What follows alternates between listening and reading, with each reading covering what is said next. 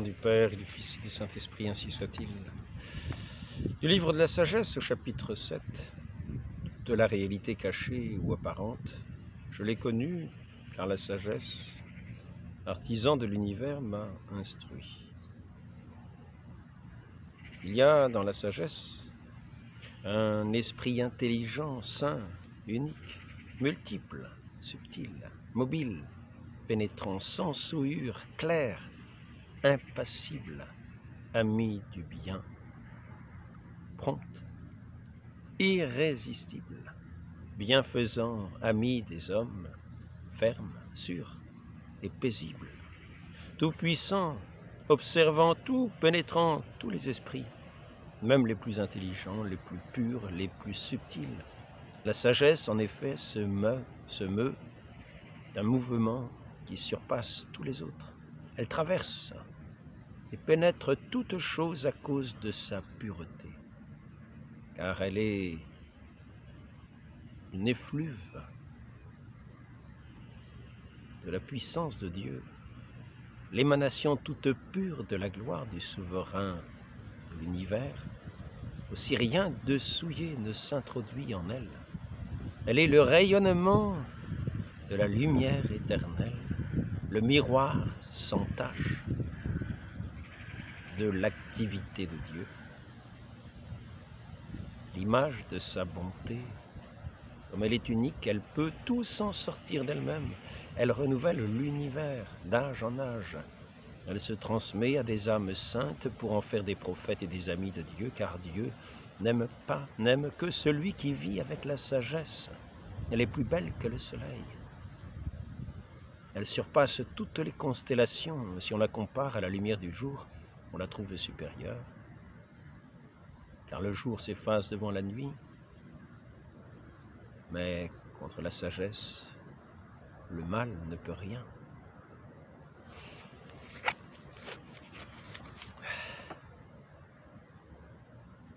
Un esprit intelligent, saint, unique, subtil. Il est la respiration, la puissance de Dieu, l'émanation toute pure. Elle est le rayonnement de la lumière éternelle, le miroir sans tache de l'activité de Dieu.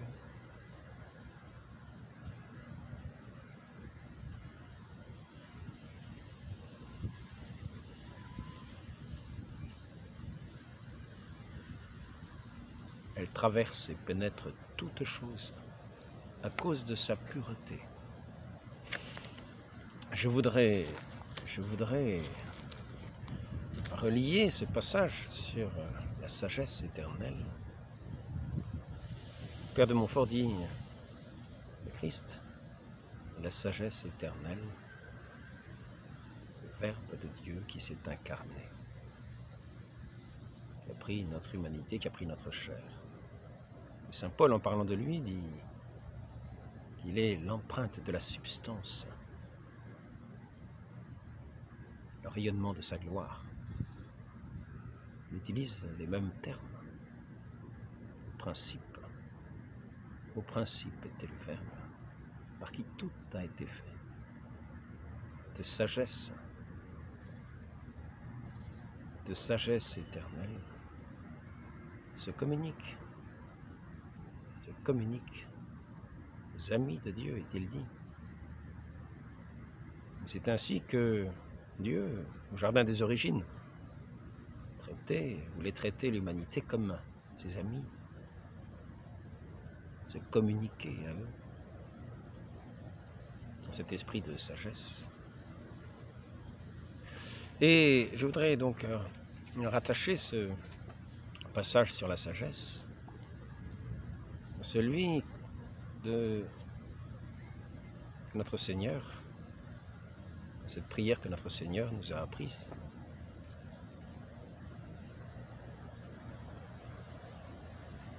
Pour s'adresser à notre Père, pour lui demander de faire sa volonté. D'être des amis de Dieu, de vivre de cet esprit subtil qui pénètre toutes choses, comme une effluve, comme la respiration, comme un souffle. souffle divin si léger, si subtil, cette lumière divine. Notre Père, les aux cieux, que ton nom soit sanctifié, que ton règne vienne, que ta volonté soit faite sur la terre comme au ciel. Nous demandons à Dieu de faire sa volonté. Demandons que son nom soit sanctifié, c'est-à-dire que nous voulons l'honorer, nous voulons que son règne vienne, que ce règne de cette sagesse qui pénètre toutes choses vienne emplir nos cœurs et faire comme rayonner toute la création, ces effluves divines de cette lumière divine. Et nous voyons les gens, les personnes. Pour en revenir à cet entretien, pour compléter cet entretien d'hier, au sujet de ces apostats qui se réclament du droit de blasphémer.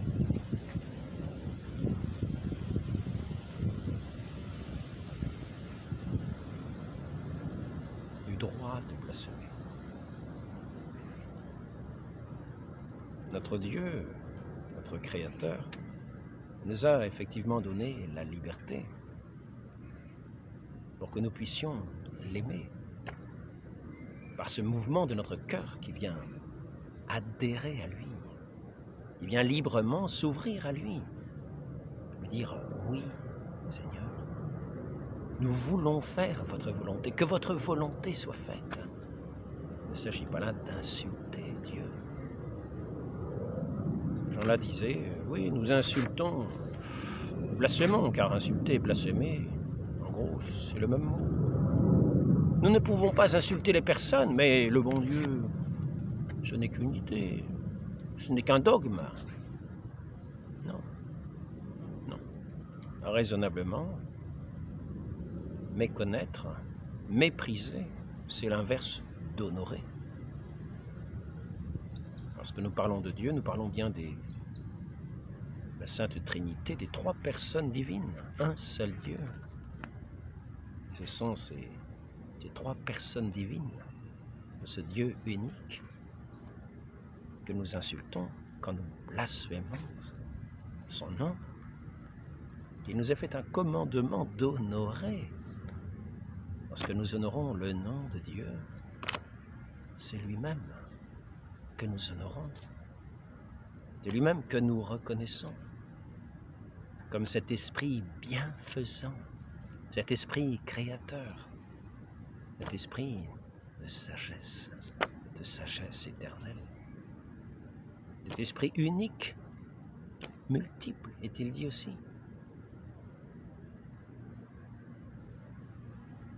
Et donc, nous voyons que cela se fait, bien sûr, au nom de la science. C'est-à-dire, nous entendons dire ce que je disais hier dans l'entretien. Lorsque nous connaissons, nous avons la connaissance. Lorsque nous connaissons, point n'est besoin de croire. Et là, j'en reviens à ce jardin des origines, à cet arbre des origines, à ce péché des origines, à ce blasphémateur des origines, à ce menteur des origines. Mépriser le nom de Dieu, c'est déjà lui désobéir. Lui désobéir, c'est déjà mépriser le nom de Dieu. C'est déjà le nier dans ce qu'il est. C'est déjà l'anéantir dans notre pensée. C'est déjà rejeter la lumière et habiter les ténèbres. Mais ce serpent a l'air de dire que nous sommes des aveugles. Ce sont des aveugles, ils ont besoin de croire. Nous avons la connaissance. Prenez de ce fruit, dit-il, et vous connaîtrez. Et vous serez comme des dieux. Ah, vous connaîtrez. Voilà donc ce péché originel que nous retrouvons en ceux qui disent « nous avons la connaissance, nous avons la connaissance ». Mais ce sont des aveugles. des aveugles qui sont dans les âges obscurs où ils en sont encore à croire.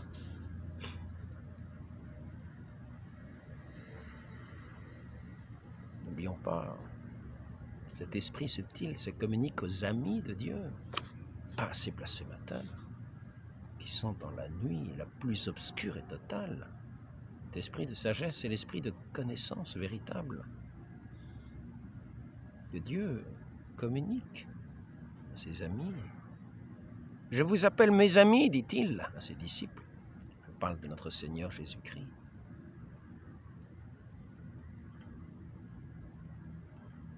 Je vous appelle mes amis car je vous fais connaître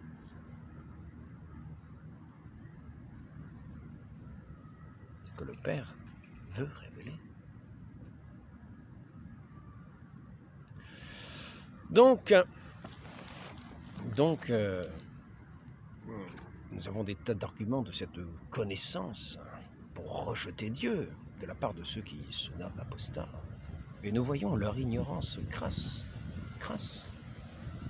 Et c'est vrai que dans cet esprit de propagande, nous sommes dans un monde contre Dieu. Je tiens à le rappeler. Je tiens à le rappeler. Ce matin encore, je lisais un texte.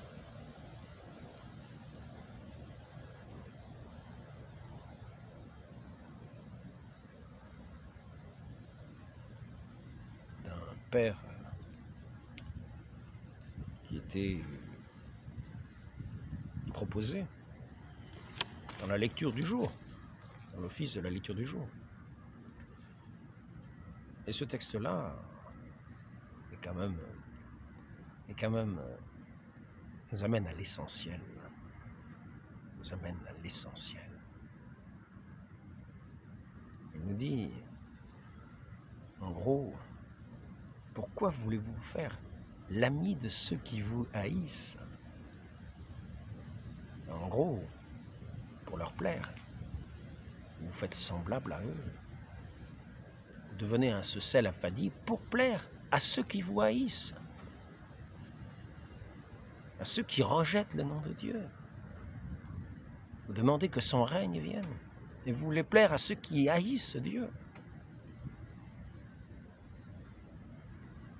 Nous devons plaire en demeurant dans la vérité pour ceux qui ont des oreilles, qui se réjouiront au son de cet évangile, à cette parole de l'évangile.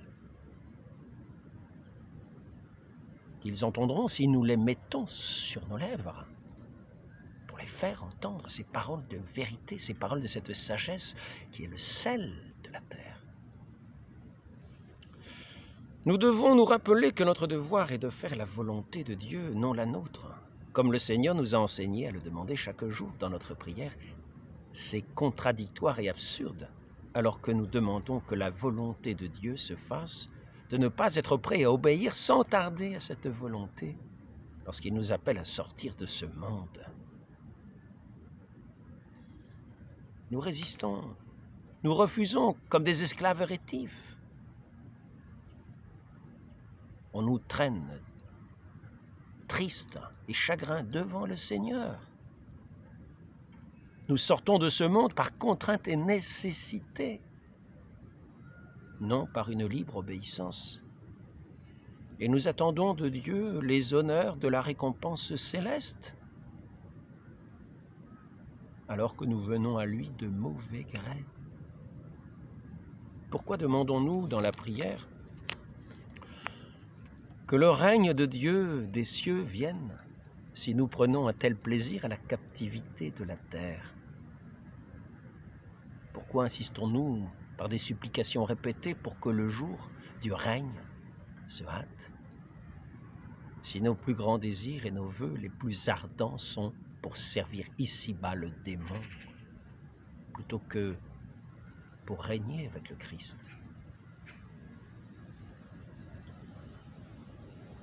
Que votre règne vienne, répétons-nous. Saint Pierre nous dit la même chose, un peu plus haut.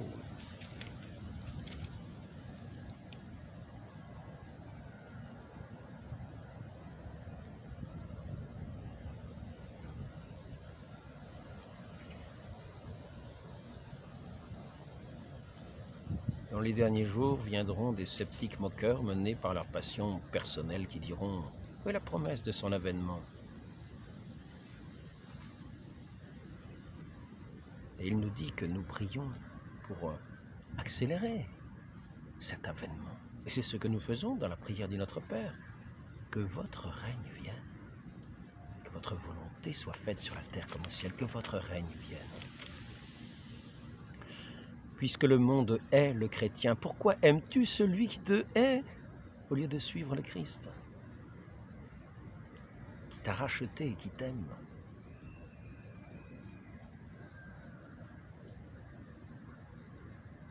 Accueillons avec joie le jour qui fixe à chacun son véritable domicile, qui nous délivre de ce monde, de ses filets, pour nous rendre au paradis et au royaume.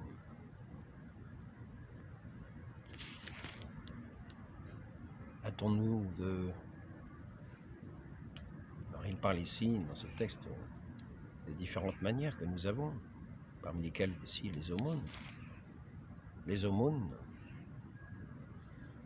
c'est là que sont récompensés les miséricordieux dans ce ciel, qui ont accompli la justice en donnant aux pauvres nourriture et aumône, qui ont observé les préceptes du Seigneur en transférant leur patrimoine de la terre dans les trésors du ciel.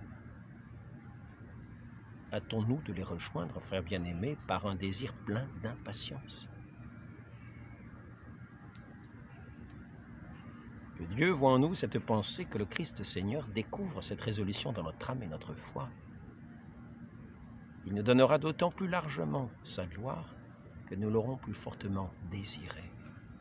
Il ne s'agit pas ici d'avoir un droit au blasphème, il s'agit d'aspirer de toutes ses forces à notre Dieu. Non pas le droit d'injurier Dieu, personne n'a le droit d'injurier Dieu.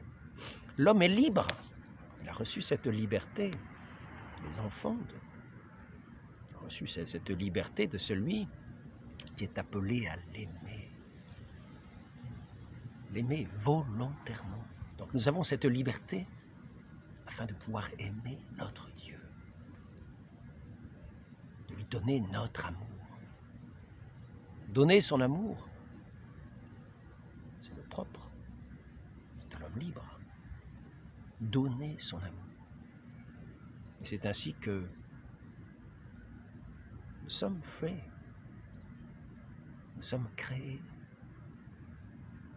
Ce Dieu qui, le premier, nous a aimés, a pensé à nous toute éternité, nous a créés pour que nous l'aimions, que nous nous donnions à lui.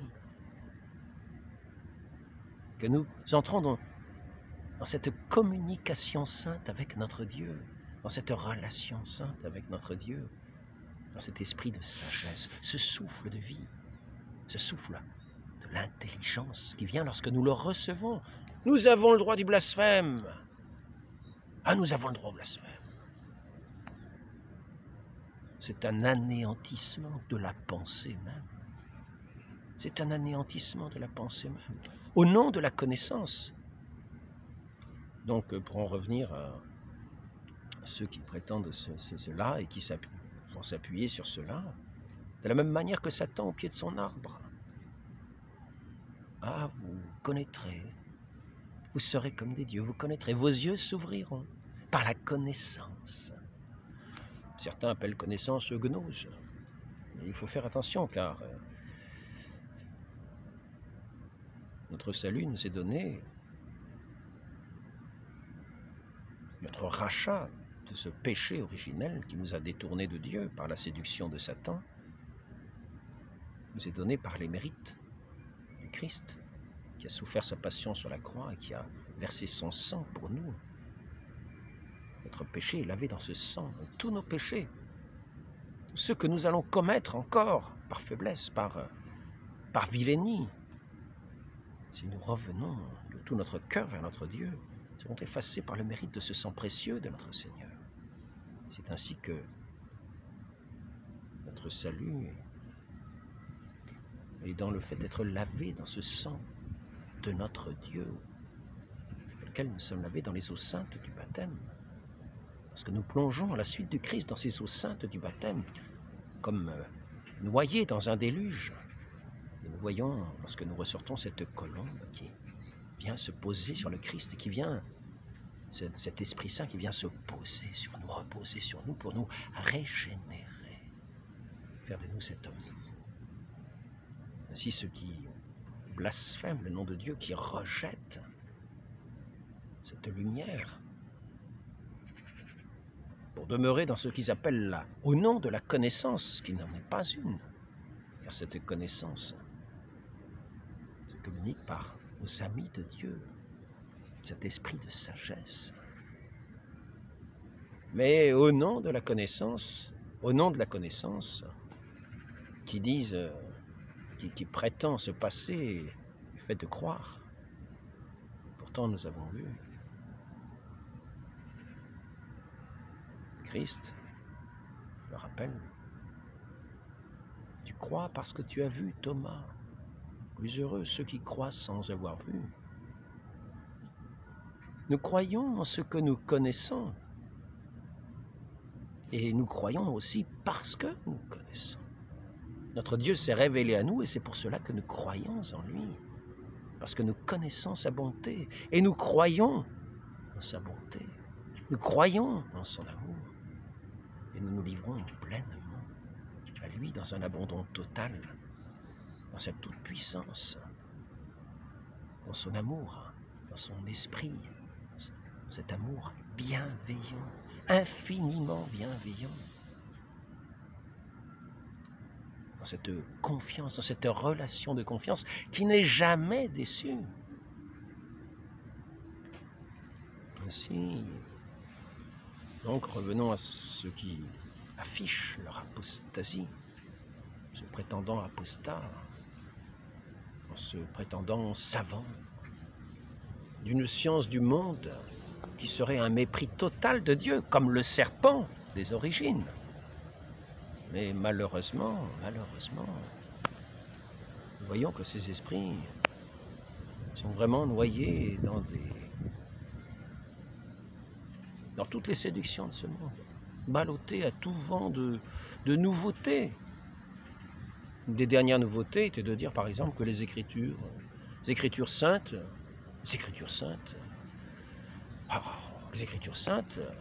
la Bible, mais que Moïse ne savait même pas écrire, et que Moïse n'a peut-être même pas existé, que les Hébreux, 1500 ans avant Jésus-Christ, ne connaissaient rien du tout à l'écriture. Il y avait l'écriture cunéiforme, il y avait les hiéroglyphes, mais rien d'autre. Personne n'a pu écrire ces livres saints, ça a été écrit beaucoup plus tard. Et donc on va nous dire, les récits bibliques, mais ce sont des copies des Chaldéens, des Sumériens, oui. Oh, ben vous savez bien, les Hébreux étaient envoyés, les Hébreux, encore peut-être une légende, ils ont été envoyés 70 ans, du côté de Babylone, pays des Chaldéens. Donc, ce qui serait de l'écriture sainte serait une pâle copie de ce qui serait, voici cette connaissance, au nom de laquelle il faut mépriser Dieu. Ah, ne l'écoutez pas, ne l'écoutez pas. Non, non, non, non. Nous avons le droit au blasphème parce que vous voyez bien que tout est faux. Hein, nous avons la science, nous avons la connaissance. Pas besoin de croire, nous avons la connaissance. Donc la connaissance qu'ils ont, comme je le disais hier, les connaissances que nous avons sont souvent mensongères.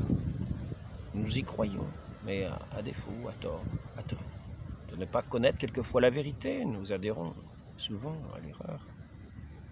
L'erreur qui nous fait courir à notre perte, comme quelqu'un qui croit trouver la route et qui arrive au bord d'un précipice, qui finit par tomber parce qu'il est aveugle.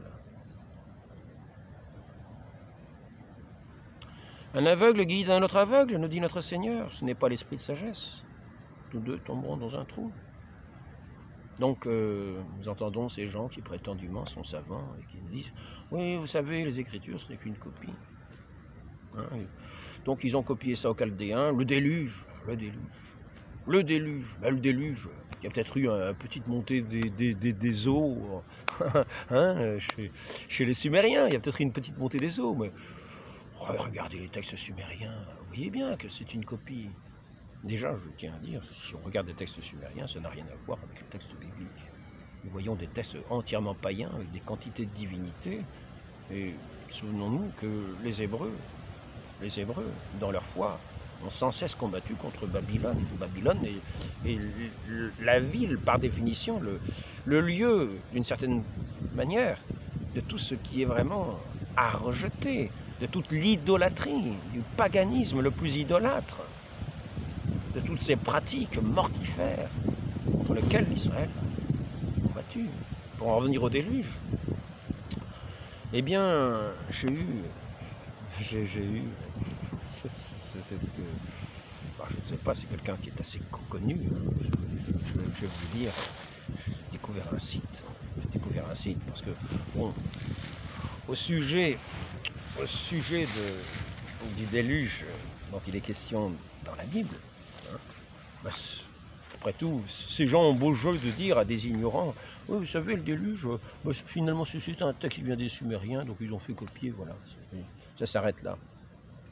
Donc nous voyons déjà que dans la manière d'écrire l'histoire, n'a rien à voir. Il y a un déluge, effectivement, chez les Sumériens. Mais je voudrais vous montrer ce que j'ai découvert dans une conférence. Je vais vous donner le nom de la conférence, comme ça vous pourrez l'écouter entièrement, car elle a vraiment un grand intérêt. Et si ces apostats avaient la grâce d'écouter ce que je dis en ce moment, ils pourraient en profiter aussi. Donc je vais mettre le nom de cette... le nom de ce document que vous pouvez regarder, de cette conférence. Donc c'est l'archéologie et le récit biblique des origines. Je répète, l'archéologie et le récit biblique des origines. Si vous mettez ça comme titre, vous trouverez facilement la conférence. Maintenant, le site, ça s'appelle Bible et Sciences. Vous avez oui, c'est Patrick Vauclair, celui qui fait la conférence.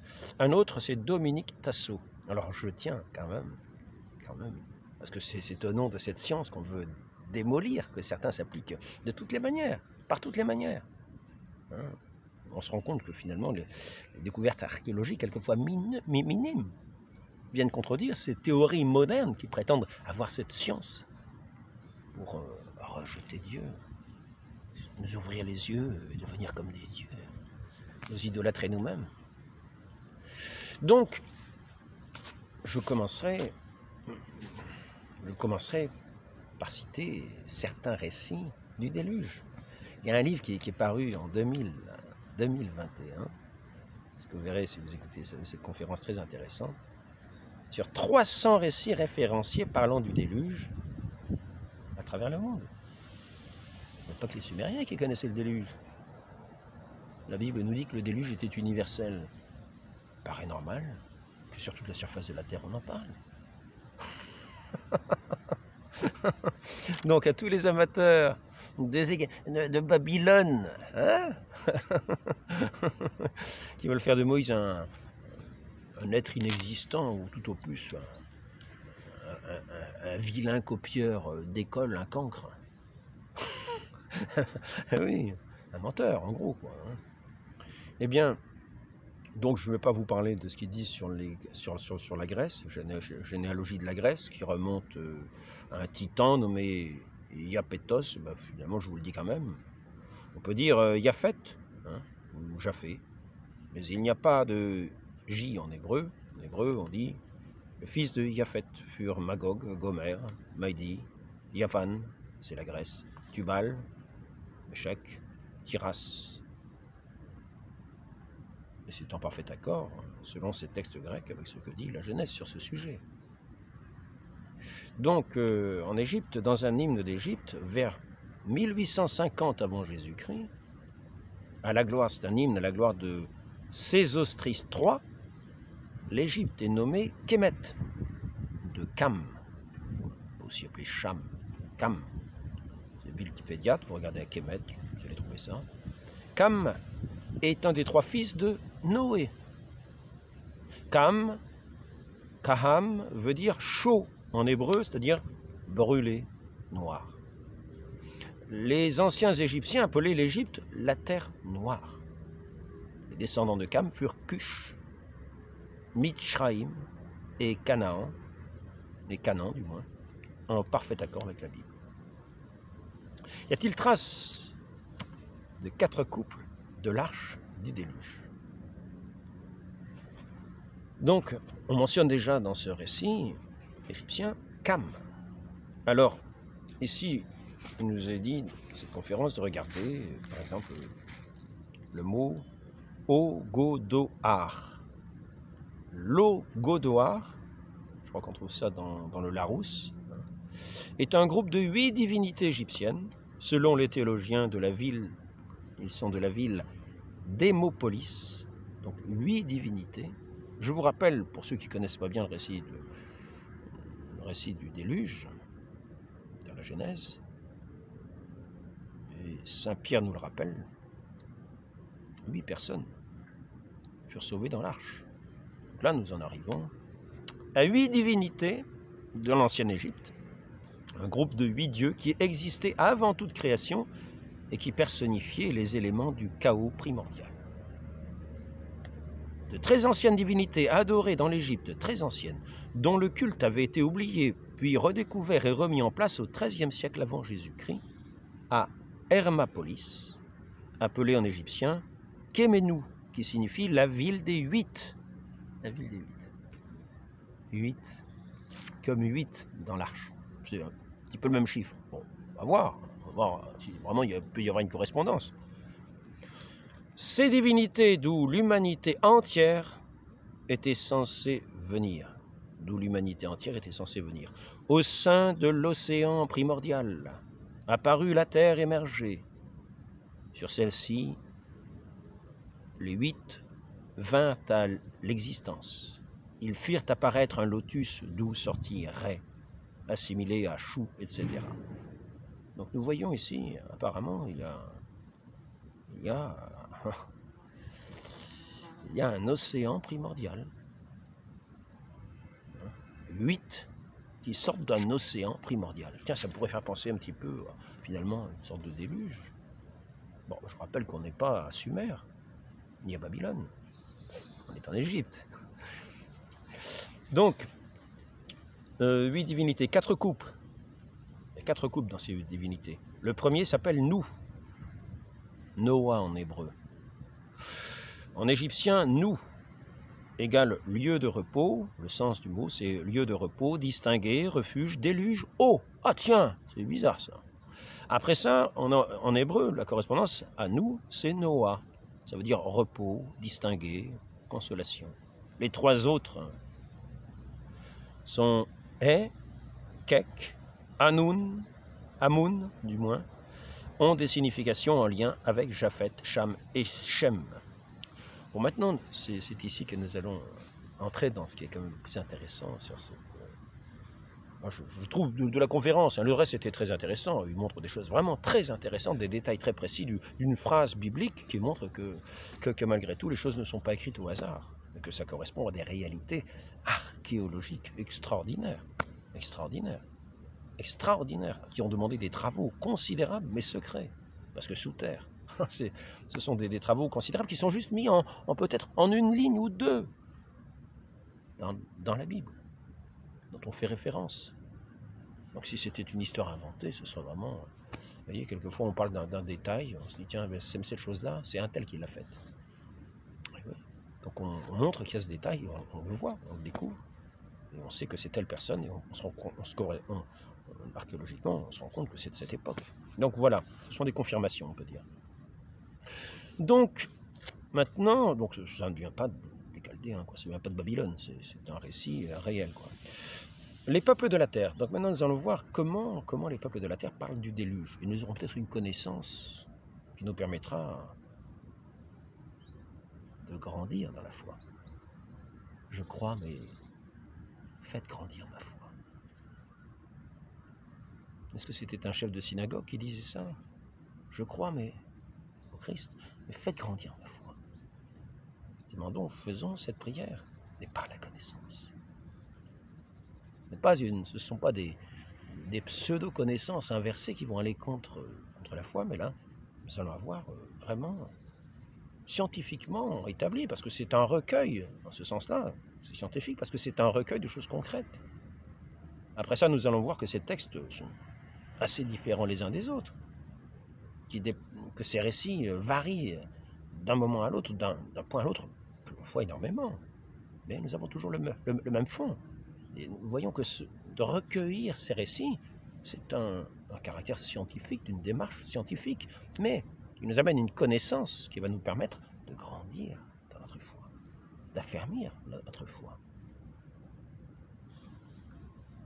Et cette foi qui est un don de Dieu. Néanmoins, n'oublions pas que la foi est comme un grain de sénévé, est appelé à devenir un plus grand arbre, dans lequel les oiseaux du ciel pourront venir se poser.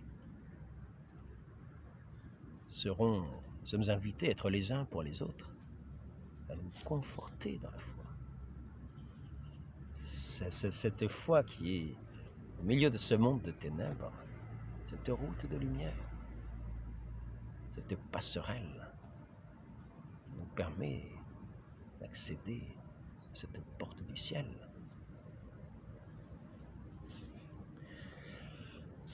Donc, c'est cet acte de confiance qui est à la base de toute relation, même humaine, de l'un à l'autre, et de l'un à celui qui est le tout autre, et qui se donne à connaître. Donc 300 récits, écrits en 2021, je crois que le livre en anglais, le titre c'est Echo of Ararat. Donc 300 récits, 2021, référencés parlant du déluge. Alors ici on en arrive aux tribus indiennes. Aux tribus indiennes. Là la première c'est tribu des Crés, c'est une tribu indienne, les Crés. Hein. Donc c'est Petito, un ethnologue qui rapporte ce récit-là. Un gros poisson a essayé de détruire Vesa Ketchan, avec qui il était en conflit. Il a provoqué une inondation qui a couvert toute la terre et les plus hautes montagnes, mais Vesa Ketchan a construit un grand radeau sur lequel il a embarqué toute sa famille. C'est ainsi qu'il eut la vie sauve. Vous voyez, un petit récit en Amérique. Alors la tribu des Crés, je ne sais pas si elle est Amérique, je pense que c'est l'Amérique du Sud, mais je n'en sais rien. Alors nous allons voir maintenant un deuxième récit, parce que c'est toujours intéressant de voir ce qui est dit, comment on trouve un peu partout des récits d'un déluge, sur toute la surface de la terre, c'est étonnant. Il y eut une forte pluie qui continue, alors ici nous sommes en Colombie-Britannique, la tribu des Lillooets, Journal des folklores américains, 1912, volume 25. Il y eut une forte pluie et continue qui fit déborder les rivières et les lacs et recouvrait toute la campagne environnante. Un homme nommé Nsi Nemkin fit un grand canoë dans lequel il se réfugia avec sa famille. Alors on avait un radeau, mais on a un canoë. Parce que les Indiens ils avaient plutôt des canoës. D'ailleurs, je pense que le mot canoë est un mot indien. Je me trompe peut-être, mais dans la consonance, ça ne m'étonnerait pas. Nous sommes allés en Amérique, enfin, du temps de Louis XIV, et peut-être même avant. Nous sommes allés en Amérique, et nous avons rencontré des Indiens, et nous avons appris des mots indiens. Il me semble que canoë, ça serait bien un mot indien. Donc, un homme nommé Nsi Nemkin fit un grand canoë avec lequel il se réfugia avec sa famille. Les autres gens grimpèrent sur les montagnes, mais bientôt les eaux les couvrirent aussi. Finalement, je mets quelques points de suspension, je n'ai pas tout mis, parce que je l'ai écrit à la main. On a passé des heures et des heures. Et ça, c'est à la 42e minute de cette conférence, si vous voulez l'écouter. L'archéologie et le récit biblique des origines. Vous tapez ça, 42e minute, ça vous en êtes à ces récits. Donc, nommé Nsi-Kin-Gin fit un grand canoë avec lequel il se réfugia avec sa famille. Les autres gens grimpèrent sur les montagnes, mais bientôt les eaux les couvrirent aussi. Les eaux les couvrirent aussi. Finalement, tout fut submergé, sauf un pic d'une haute montagne. Et après, donc il y a le point de suspension, on voit qu'il est à la dérive, et il atterrit, donc le canoë, sur la montagne de Smimele. Et il s'établit là avec ses enfants. Donc, voici un récit donc, de Colombie-Britannique. Maintenant, nous en arrivons. Alors là, c'est la tribu des Miko, des Miwok. Des Miwok. C'est en Californie. The Dan of the World. Moi, je ne parle pas anglais. Je m'en fais une fierté. 1910. CH Merriam, zoologiste. Alors, il a encore marqué des choses. Médecin et fondateur du National Geographic Society. Lorsque les eaux couvrirent le monde, le seul sommet de la plus haute montagne s'élevait au-dessus des eaux. Les gens avaient gravi ce sommet, mais ne purent pas trouver de nourriture. Ils périrent et recherchèrent plus bas, mais le sol était boueux et ils moururent. Plus tard, des corbeaux sortirent lorsque les sols furent asséchés et ils devinrent des hommes. Alors nous pouvons voir certains éléments que nous retrouvons dans le récit de la Genèse. Un moment, il me semble que ce sont des corbeaux qui sont envoyés. Et les corbeaux ne reviennent pas. Et puis ensuite, c'est la colombe qui est envoyée. Et la colombe, elle revient avec un brin d'olivier. Donc souvenons-nous de ce brin d'olivier, souvenons-nous de ces corbeaux. Donc là, il est question de corbeaux. Vous voyez, il y a un élément en plus qui correspond à ce récit de la Genèse. Tribu de Perepucha au Mexique. Il y eut un déluge et un Indien nommé Tespi, qui était prêtre, entra avec sa femme dans un vaisseau de bois. Ils prirent différents animaux et des graines et échappèrent ainsi au déluge. Il envoya un oiseau qui ne revint pas, mais mangeait les cadavres, comme le corbeau. Alors, dans la Bible, il n'est pas dit qu'il mangeait les cadavres. Mais c'est vrai que les corbeaux mangent les cadavres. Il suffit de voir la balade du pendu. Frères humains qu'après nous, vivez, ayez contre nous les cœurs endurcis, car sur pitié de nous, pauvres pécheurs. Je m'en souviens plus de la suite. Sur pitié de nous, pauvres pécheurs. Ah, je m'en souviens plus de la suite. Je l'avais apprise en 7e. Il envoya encore un petit oiseau aux plumes très colorées et il revint avec une branche. Alors ici, nous voyons donc les corbeaux, les oiseaux charognards, hein, les corbeaux. Et ensuite, on voit un oiseau coloré et lui revient avec une branche. Dans la Bible, il dit avec une branche toute d'olivier. Donc là, c'était la tribu Perepucha du Mexique. Donc nous voyons... Ça vient du Sumérien, c'est les Sumériens, ils ont copié ça chez les Sumériens. Oh là là, chez les Chaldéens. Les Hébreux, ils sont allés chez les Chaldéens, ils ont pris modèle sur eux. Ils ont tout fait pareil. Les Chaldéens, je répète, Babylone. Babylone n'est pas donné un exemple par le peuple hébreu, hein, par Moïse. Passer leur temps à combattre l'idolâtrie et justement ces pratiques qui avaient tendance quelquefois à s'imposer à Israël. Il fallait lutter contre, toujours, parce que les puissances sont toujours des attraits. On est toujours attiré par les séductions des puissances. Et c'est fait. Il semble plus aisé de s'en remettre à la force des chevaux et des armes et des puissants qu'à un Dieu que nous ne voyons pas. Israël a toujours été mené dans cette foi par ce Dieu qu'il ne voyait pas. Donc, jusqu'à notre Seigneur Jésus-Christ qui est venu dans le monde. Là,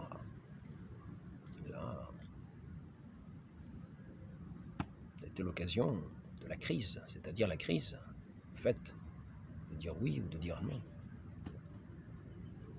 Beaucoup l'ont suivi, beaucoup l'ont rejeté. Donc il y eut un déluge, et nous remarquerons le parallèle, comme je le faisais tout à l'heure, remarquer entre le déluge et le baptême. Voyons cette colombe, qui porte ce rameau d'olivier, notre Seigneur Jésus-Christ, qui porte la paix avec notre Dieu, qui sommes recréés à sa ressemblance, qui étions à son image, qui recouvrons,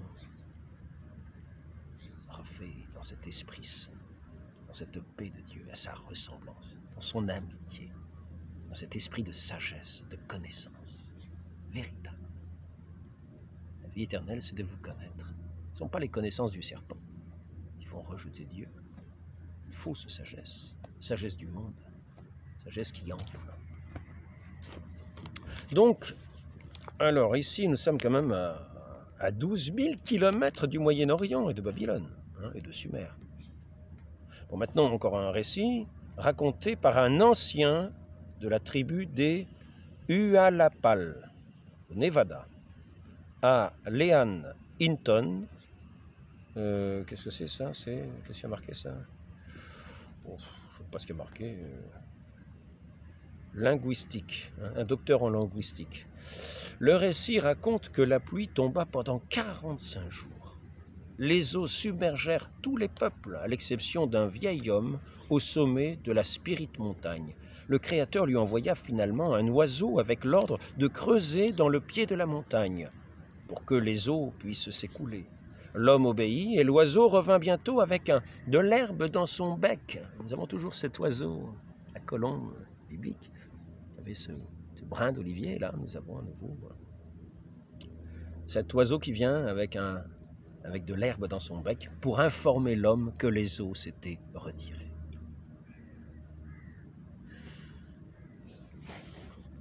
Donc nous avons trouvé de ces récits partout en Amérique.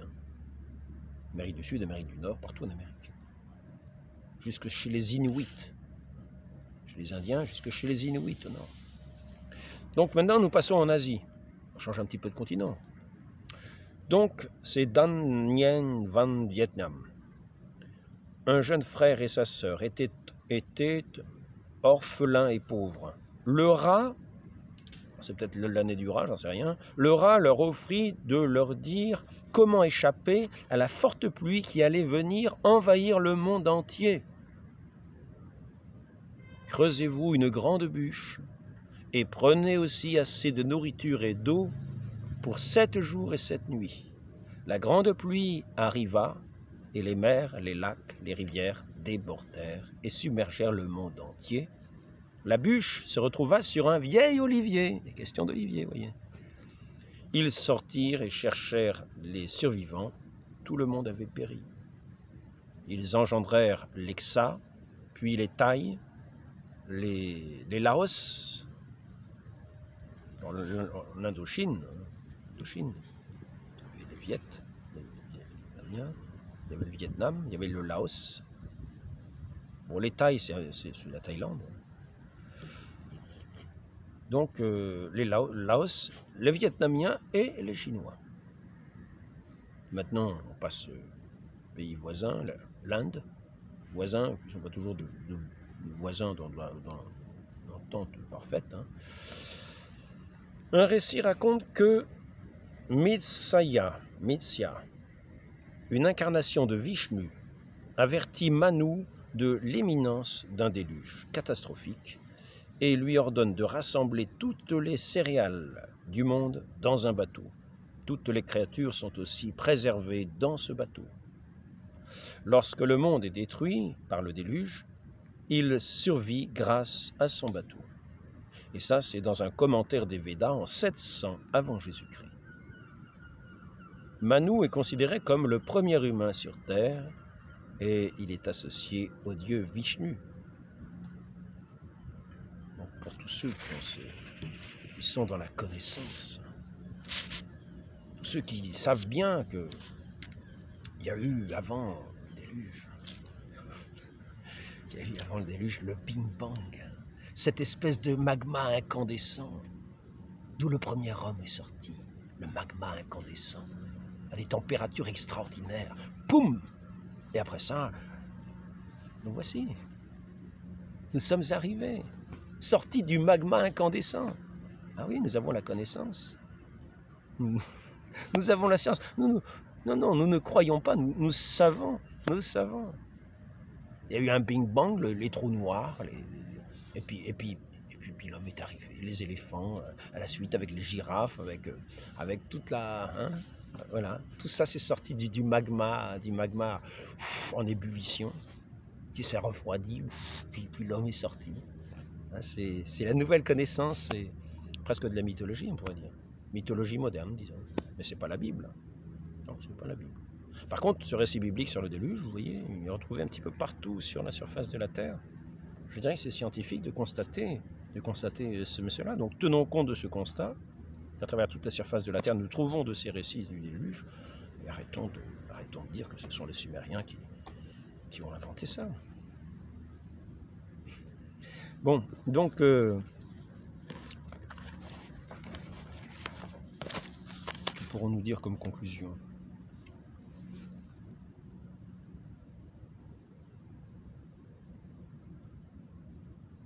Ben, nous pourrons dire comme conclusion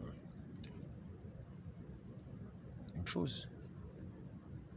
Ce déluge était en quelque façon déjà un jugement. L'humanité, son idolâtrie, dans son impiété, dans tous ses crimes, a subi ce déluge. Mais nous aurons à l'avenir un autre jugement qui ne nous est pas promis par l'eau, mais à travers le feu. À travers le feu, je reprendrai le texte de Saint Pierre. Saint Pierre, apôtre. Il me semble qu'il en parle.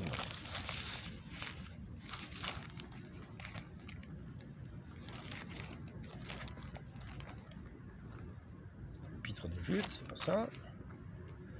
Deuxième épître de Saint Pierre. Ce n'est pas en effet en suivant des fables habilement conçues que nous avons fait connaître la puissance et l'avènement de notre Seigneur Jésus-Christ, mais parce que nous avons vu sa majesté de nos propres yeux. Ce n'est pas celui-là, c'est peut-être le chapitre 2. Hein. Voilà, c'est le chapitre 2, veuillez m'excuser. Il y a eu des faux prophètes parmi le peuple, même il y aura parmi vous de faux docteurs qui introduiront insidieusement des hérésies menant à la perdition et qui, reniant le maître qui les a rachetés, attireront sur eux une perdition soudaine. Beaucoup les suivront dans leur dérèglement à cause d'eux. La voix de la vérité sera calomniée. Nous ne sommes plus dans cette sagesse des amis de Dieu, ce souffle, dans cette pureté, dans cette connaissance de la lumière, de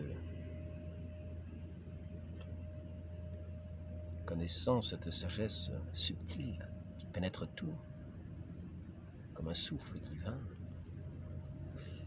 Beaucoup les suivront dans leur dérèglement à cause d'eux. La voix de la vérité sera calomniée.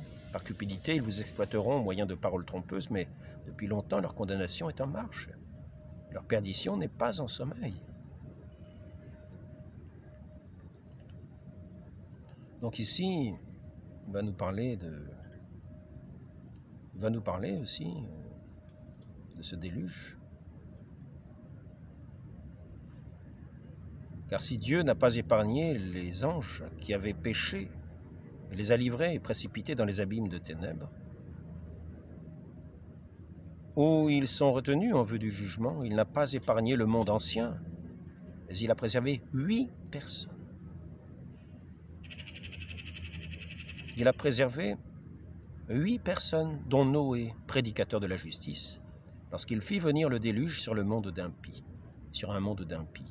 S'il a condamné à la destruction et réduit en cendres les villes de Sodome et Gomorrhe, leur donnant un exemple aux impies à venir, mais s'il a délivré Lot le juste, profondément affligé par la conduite déréglée de ces criminels, car ce juste qui habitait au milieu d'eux torturait jour après jour son âme de juste à cause des iniquités qu'il voyait ou entendait. C'est donc que le Seigneur sait délivrer de l'épreuve les hommes pieux et réserver les injustes pour les châtier au jour du jugement. Ceux surtout qui, dans un appétit de souillure, recherchent le plaisir charnel et méprisent la souveraineté. Présomptueux, arrogants, ils ne craignent pas d'injurier les gloires, alors que les anges supérieurs en force et en puissance ne portent pas, contre elles, de jugement injurieux devant le Seigneur. Eux, semblables à des animaux dépourvus de raison et destinés par nature à être capturés et détruits, ils injurient ce qu'ils ignorent. Nous avons droit au blasphème. Ce ne sont que des dogmes.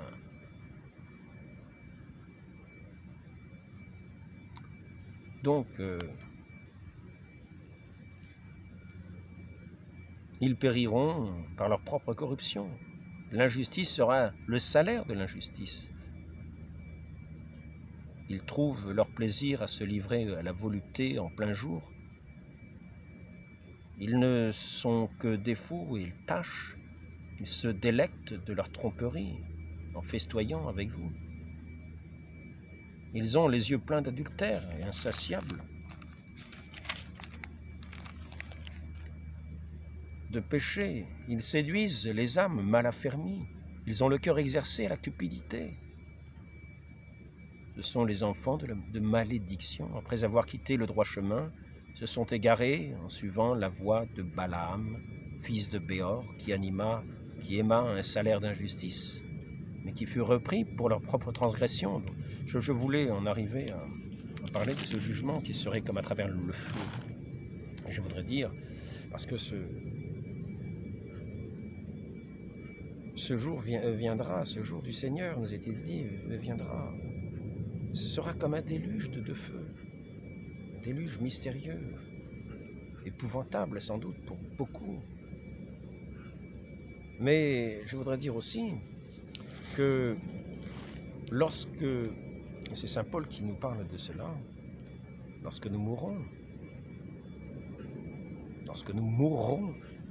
beaucoup de nous seront sauvés, est-il dit, comme à travers le feu. Donc, que nous attendions un feu à venir qui viendrait d'ici quelques siècles ou autrement, mais sachons que ce sera le lot de pratiquement chacun, sauf des justes, ceux que l'Église a canonisés,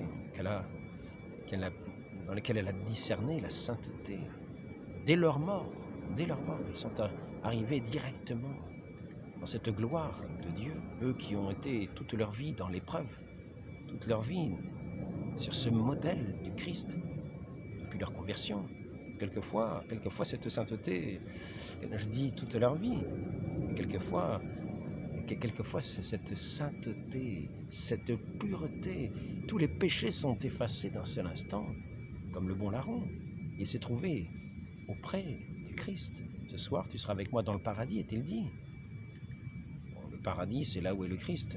Lorsque le Christ est descendu aux enfers, peut-être l'enfer était un paradis. En tout cas, ils ont suivi le Christ dans son ascension, dans cette ouverture du ciel. Ces âmes, ces saints du passé, ont vu ces cieux s'ouvrir. Ils ont pu quitter ce shéol. Mais donc, saint Paul nous rappelle qu'il y a que nous passerons, que nous serons sauvés, mais dans cette épreuve comme épurée par le feu. Donc, nous savons, de par cette lettre de saint Pierre, qu'il y aura cette nouvelle création comme un déluge de feu à travers lequel les âmes saintes passeront. Mais en tout cas, sachons-le bien, craignons quand même que même si nous n'arriverons pas à ce jour, à ce grand jour du jugement, il sera ce jour aussi général, le jugement général. Pour ceux qui en viennent à ce jugement particulier, il y a cette épreuve où toutes les souillures sont purifiées dans le feu, soit de la paille, soit du foin, soit de la paille, soit du bois, en fonction de l'importance de ces péchés que nous portons avec nous, de ces souillures que nous avons. Nous serons purifiés comme à travers le feu, nous serons sauvés comme à travers le feu. Quelle différence y a-t-il entre ce déluge dont nous parle l'Écriture et cette épreuve que nous avons à notre mort, cette purification? Donc, ne nous laissons pas séduire, ne nous laissons pas aller si facilement à des mots d'une légèreté, de blasphème. Demeurons vraiment dans cette présence de Dieu. Sachons vraiment renoncer à nous-mêmes. Et comme le dire, jusqu'à nous haïr nous-mêmes, vraiment d'une certaine manière, parce que nous faisons empêchement à ce salut, à cette arrivée au ciel, car si nous sommes trop complaisants avec nous-mêmes dans nos péchés, par une trop grande, on pourrait dire une amitié au monde, eh bien nous passerons par ces flammes douloureuses. Donc sachons nous haïr d'une certaine manière dans nos penchants mauvais. pour éviter de passer à travers ce feu qui sera ce feu purificateur, nous serons sauvés comme à travers le feu. En prenant cette épître de Saint Paul, je ne sais plus si c'est 2 Thessaloniciens, voilà, je vais arrêter là. Donc, soyons très attentifs. Voyons que notre Seigneur a agi, il a enseigné, il a fait ce qu'il a dit, il a dit ce qu'il a fait, il a fait ce qu'il a dit. Ses œuvres ont été vérifiées à travers toute l'histoire de l'Église. Nous pouvons constater ces œuvres divines dans la vie des saints. Si nous avons un regard, si nous désirons, si nous sommes des gens de bonne volonté, nous aurons ce regard pour voir et nous émerveiller de ces œuvres de Dieu, de ces œuvres divines, et grandir dans la foi, et prier, comme aspirant cet esprit de sagesse que Dieu veut nous communiquer à ses amis, les amis de Dieu. Je ne vous appelle plus serviteurs, je vous appelle mes amis. Demandons cette grâce à la très sainte Vierge Marie, d'avoir cette bouche ouverte pour aspirer, dans ce désir de volonté, que s'accomplisse en nous cette volonté de Dieu, que son règne vienne,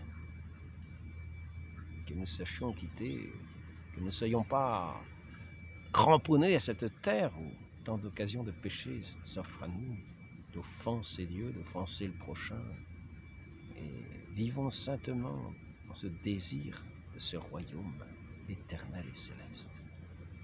Et nous passerons par bien des souffrances pour y parvenir, pour avoir cet esprit de sagesse, dit le Père de Montfort.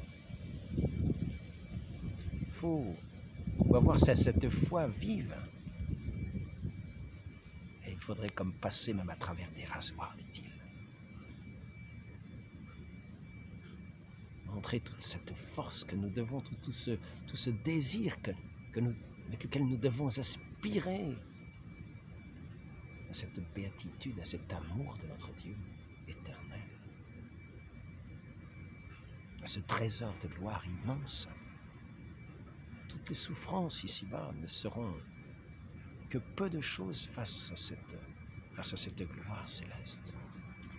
Donc travaillons, n'ayons crainte, retroussons nos manches et surtout sachons joindre nos mains, les joindre pour la prière et les ouvrir pour le service de nos frères. Sachons aussi témoigner en vérité de l'esprit de vérité,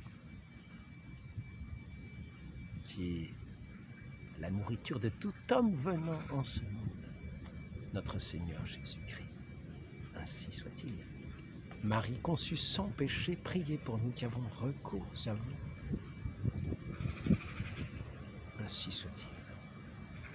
Trône de la sagesse. Amen. Au nom du Père et du Fils et du Saint-Esprit.